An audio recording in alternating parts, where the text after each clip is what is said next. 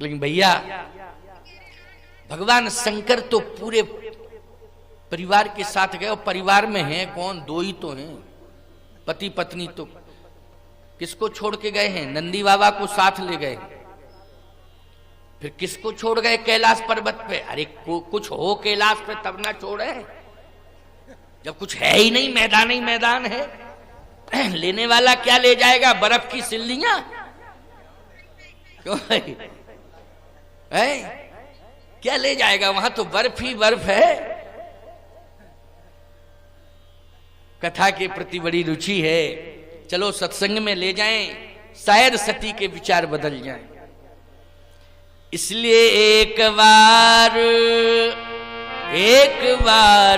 त्रेता जुग माही, एक बार त्रेता जुग माही, शंभु गए कुंभज ऋषि पाही, शंभु गए कुंभज ऋषि पाही, शंभु गए कुंभज ऋषि पाही, शंभु गए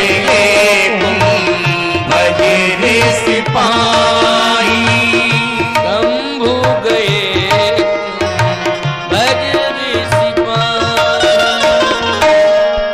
शंभु गए कुंभज ऋषि पाही। कुंभ मानी होता है घट।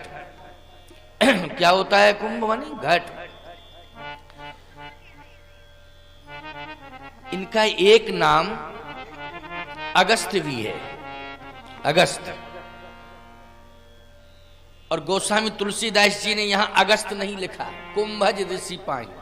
अगस्त ऋषि भी हैं, ये कुंभज ऋषि है।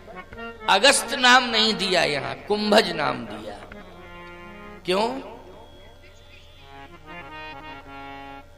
कथा में आप श्रद्धा लेके जाएं।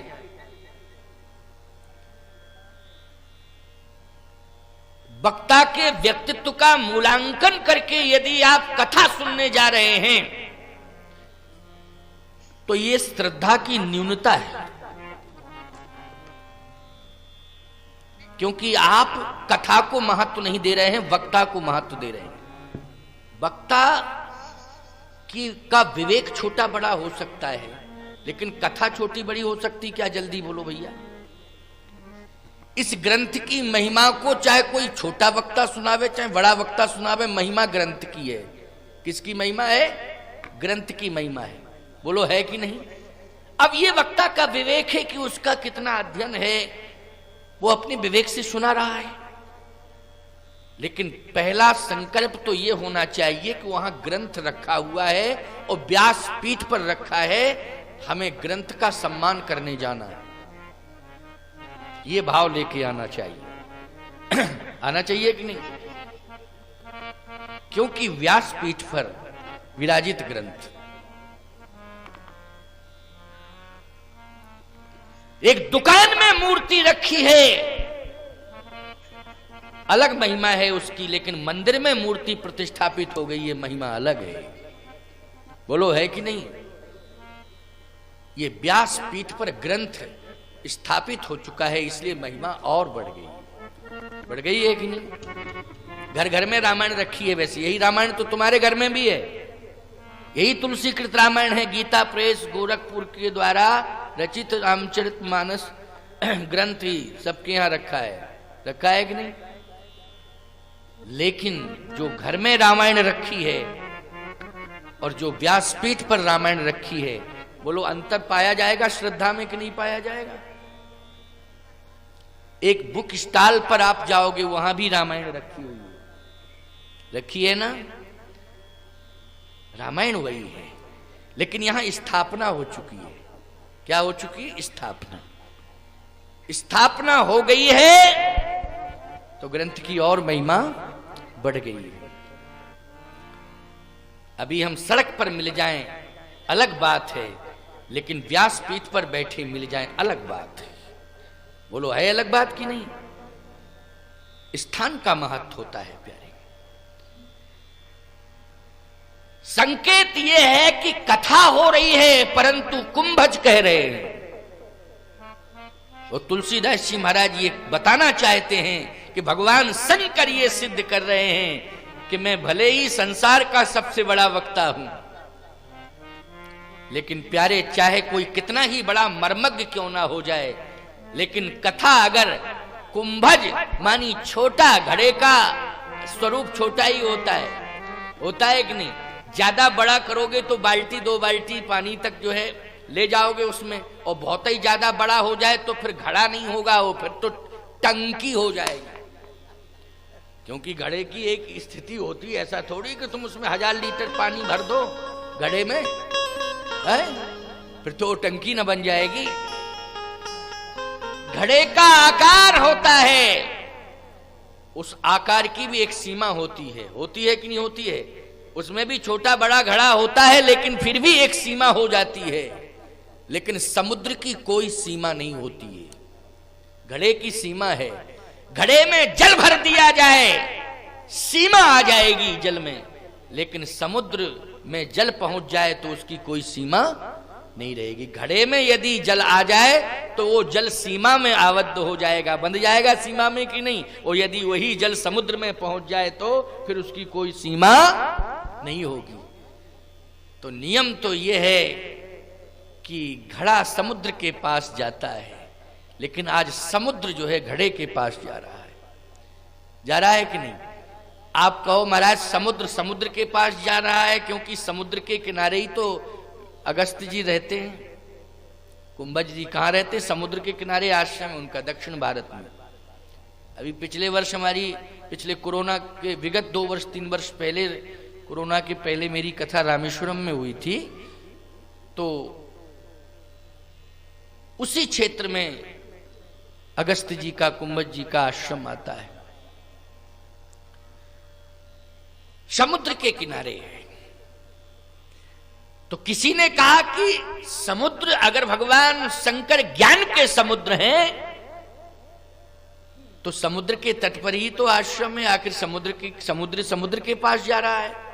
का नहीं, समुद्र से मिलने नहीं जा रहे हैं, समुद्र का जल लेने नहीं जा रहे हैं, वो तो कुंभज से कथा सुनने जा रहे हैं कि नहीं? इसका मतलब यह है कि भगवान शंकर ज्ञान के समुद्र हैं और कुंभज जो है ज्ञान के घट हैं। क्या है? ज्ञान घट, सीमित ज्ञान। और शंकर जी के पास असीमित ज्ञान, और कुंभज के पास सीमित ज्ञान। अच्छा, सही बात है। वैसे भी सोचो आप, भले ही वो ऋषि मुनि महात्मा हैं, तपस्वी हैं, लेकिन शिव जी कितना ज्ञान हो सकता है क्या किसी को? नहीं।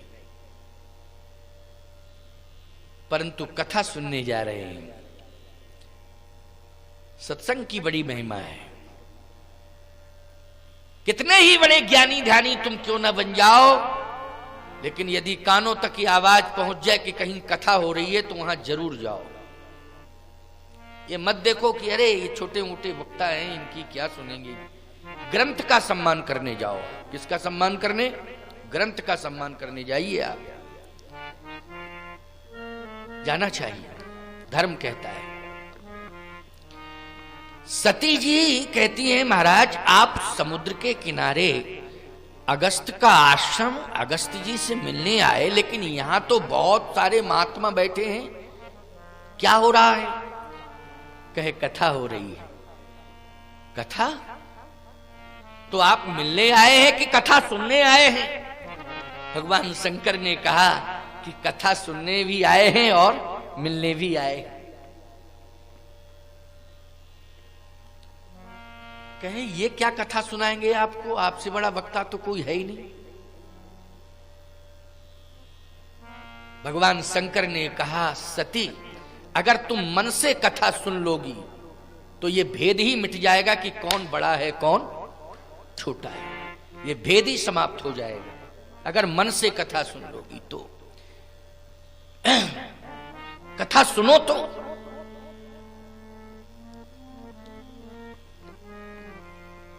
सती जी ने कहा महाराज अब आ ही गए हैं तो बैठते तो हैं ही हैं, लेकिन ये जरूरी नहीं है कि कोई कथा में आ जाए बैठ जाए तो वो सुनेगी। मन होगा तो सुनेगा, नहीं होगा मन तो नहीं सुनेगा। बहुत से लोग बैठ जाते हैं कथा में लेकिन वो सुनते नहीं है, सोते हैं। प्रायः देखा, ये तो दिन की सभा हो रही है इसलिए कोई ऐसी बात नहीं, लेकिन जहां रात्रि की सभाएं होती हैं मैंने आंख से देखा है, स्वयं अनुभवी बैठा हूं, देखा है, मैंने अनुभव किया इस बात का कि हाँ सामने वाला जो है सो रहा है। अच्छा, उससे कहते भी है वक्ता संत जो भी होते हैं, कहीं सो रहे हो, सो रहे हो, कथा में सोते हो, तो सोता जरूर है क्योंकि मन नहीं लग रहा है, नींद आ रही है, सो रहा है, लेकिन ये जरूर कहेगा नहीं नहीं, ये जरूर कहेगा उससे कहा, क्यों सो रहे हो, नहीं नहीं नहीं। चलो भाई, एक बार अगर कह दिया है तो सचेत हो जाना चाहिए, लेकिन वो आदत से बाज नहीं आता है, 10 मिनट के बाद फिर वो सोने लगता है। ऐसे मैंने एक श्रोता से कहा, मैंने कहा सामने बैठे हो, सोना नहीं चाहिए, अभी तो समय भी कुछ नहीं, रात्रि के 10 बजे थे उस समय।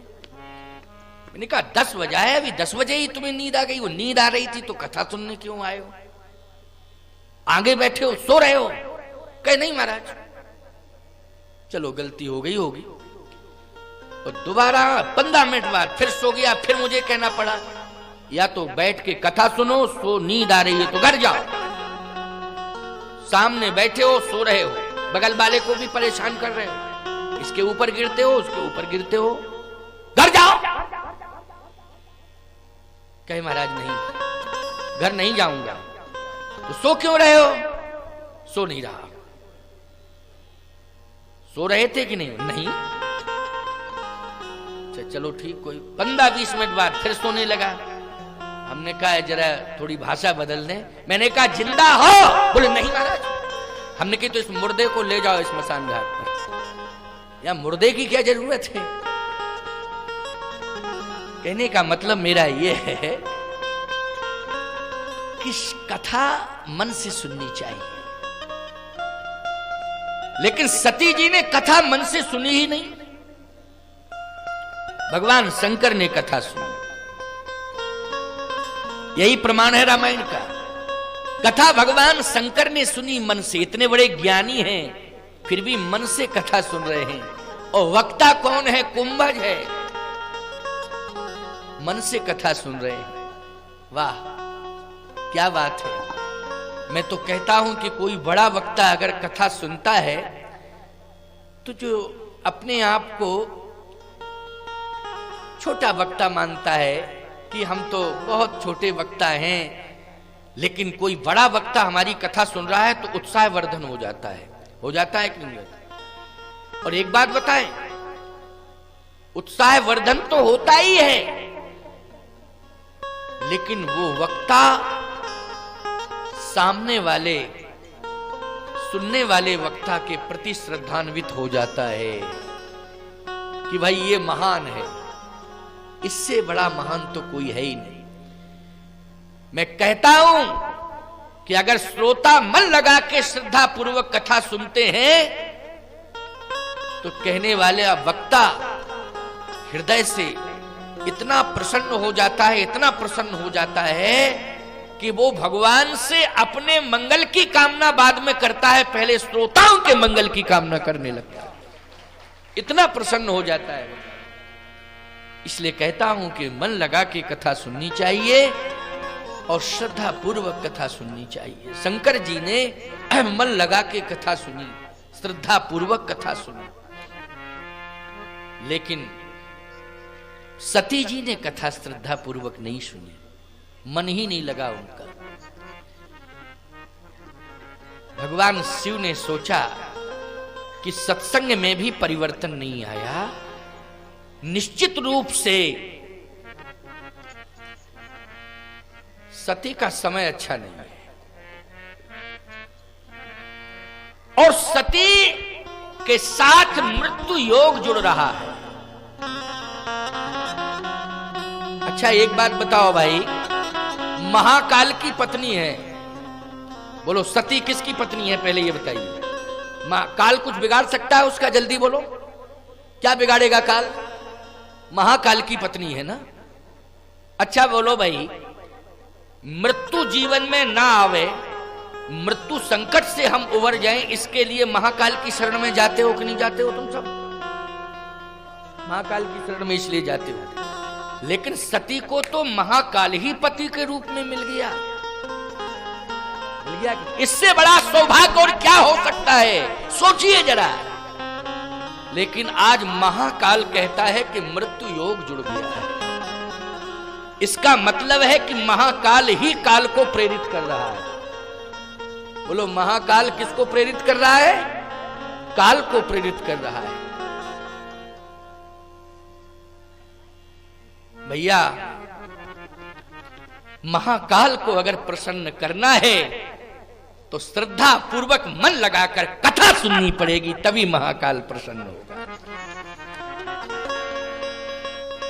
ये महाकाल की प्रसन्नता का प्रमाण दे रहा हूं। अगर सती मन लगा के कथा सुननी होती तो महाकाल प्रसन्न हो जाता कि नहीं हो जाता? लेकिन आज महाकाल अप्रसन्न हो गया, कहा अब तो मृत्यु योग आ गया, अब ये सती ज्यादा दिन की नहीं है, अब तो इसे मुझसे दूर होना पड़ेगा, सदा सदा के लिए दूर होना पड़ेगा। काल को प्रेरित कर दिया। एक बात और बता मैं भैया, जिसकी मृत्यु आ जाती है, नजदीक मृत्यु आ जाती है, वो न पति को पहचानती है न जगतपति को पहचानती है। अच्छा महिलाओं की बात नहीं, पुरुषों के साथ भी यही भाव है। जिसके जीवन में मृत्यु योग आ जाता है वो पिता और परमपिता दोनों को ही भूल जाता है। भूल जाता है कि नहीं? वो किसी को नहीं पहचानता है। रावण के साथ यही हुआ था। अभी प्रतापवान की भी कथा हम सुनाएंगे थोड़ी देर में आपको, क्योंकि अभी प्रसंग तो बहुत सारे रह गए हैं, लेकिन मन में एक विचार आया, इसलिए थोड़ा सा सत्संग चल ही रहा है, सत्संग की महिमा को लेकर के। और सती जी का थोड़ा सा प्रसंग भी छूट गया था, इसलिए मैंने कहा थोड़ा स्मरण दिला दूं कथा के क्रम में। अगर कथा हो रही है और सती का नाम ना लिया जाए तो कथा अधूरी है, क्योंकि सती जी का नाम तो लेना ही पड़ेगा। और कहना भी चाहिए, भले थोड़े ही रूप में कहो, कोई ज्यादा विस्तार की जरूरत नहीं है, लेकिन फिर भी कहना ही चाहिए। भगवान शंकर ने कहा कि सती अब ज्यादा दिन की नहीं है, क्योंकि कथा के प्रति भी प्रेम नहीं है, राम कथा में श्रद्धा नहीं है।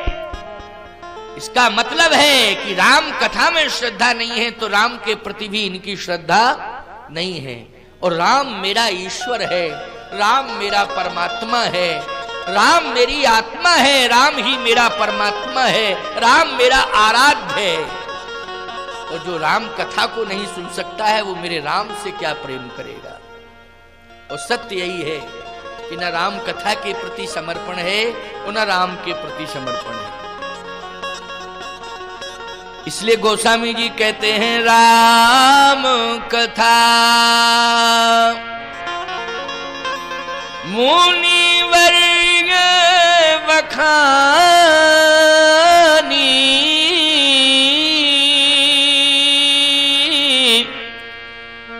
सुनी महेश परम सुख मानी। सुनी महेश परम सुख मानी। भगवान शंकर ने कथा सुनी, लेकिन सती जी ने कथा नहीं सुनी और परम सुख मानी, परम सुखानुभूति हुई कथा सुन के। अब बोलो वक्ता की महिमा है कि कथा की महिमा है? जल्दी बोलो। वक्ता तो कुंभज है, लेकिन कथा के प्रति अनुराग है। वाह, आनंद आ गया, बहुत सुंदर। वाह, कथा के प्रति अनुराग है, कथा के प्रति अनुराग होना चाहिए। मैं एक बात कहता हूं,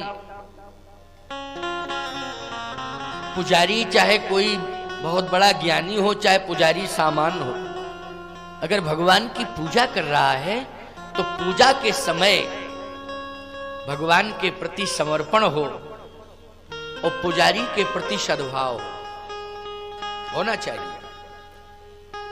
क्योंकि मेरे स्वामी की आरती उतार रहा है, यह भाव होना चाहिए। यह नहीं होना चाहिए कैसा है, मेरे स्वामी की आरती उतार रहा है, भाव यह होना चाहिए।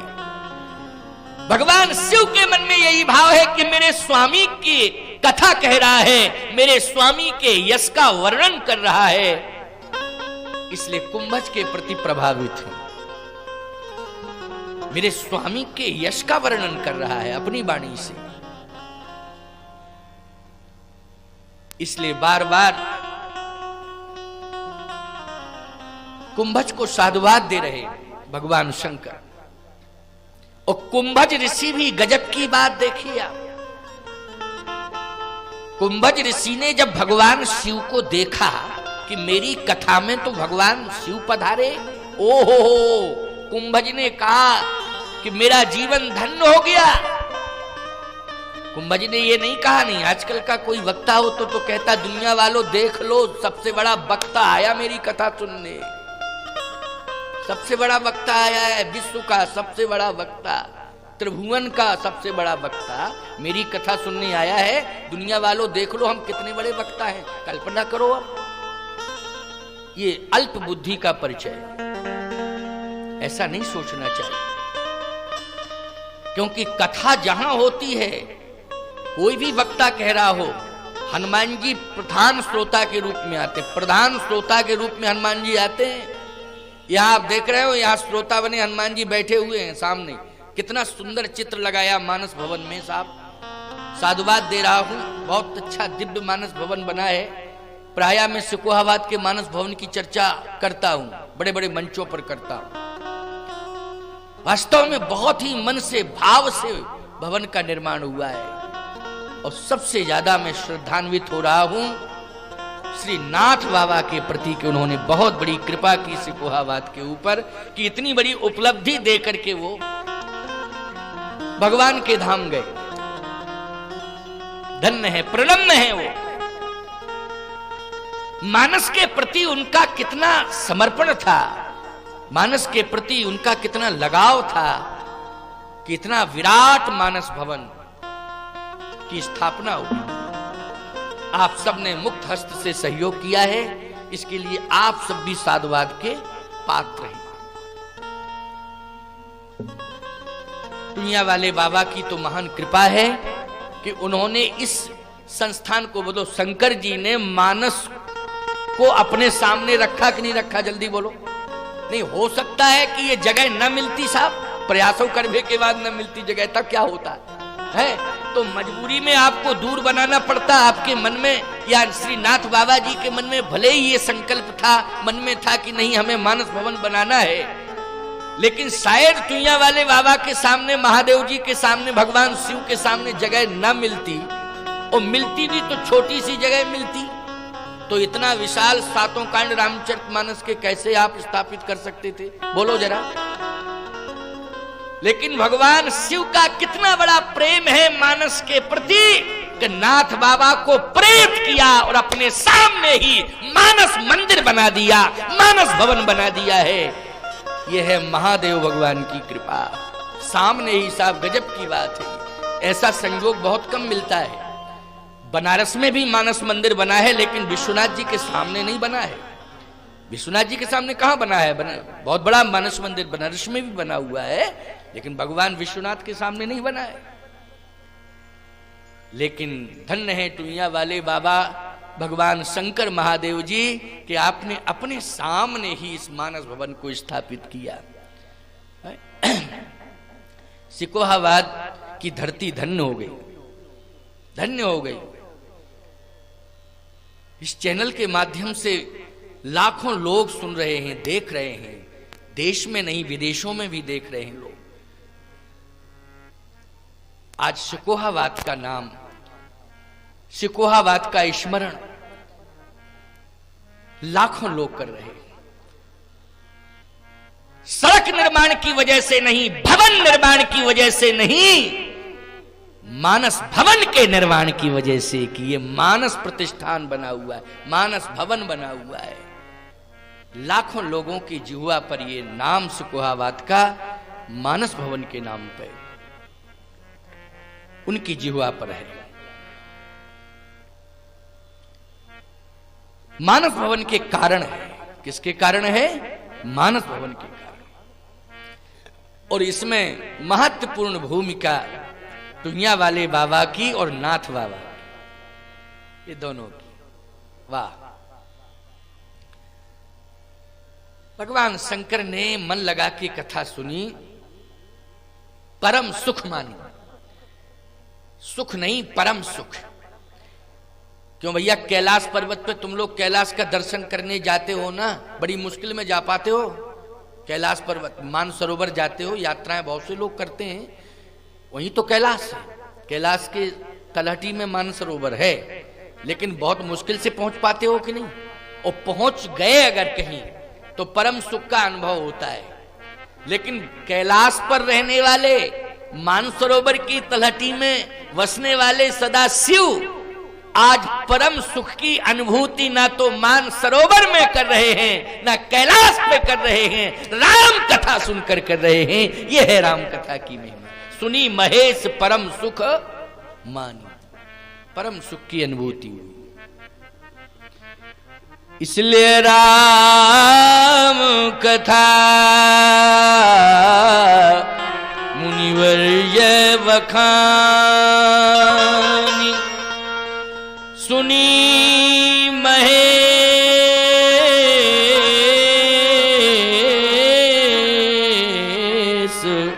परम सुख मानी, सुनी महेश परम सुख मानी। सती जी ने कथा ही नहीं सुनी, ना सुख हुआ। भगवान शंकर चल दिए।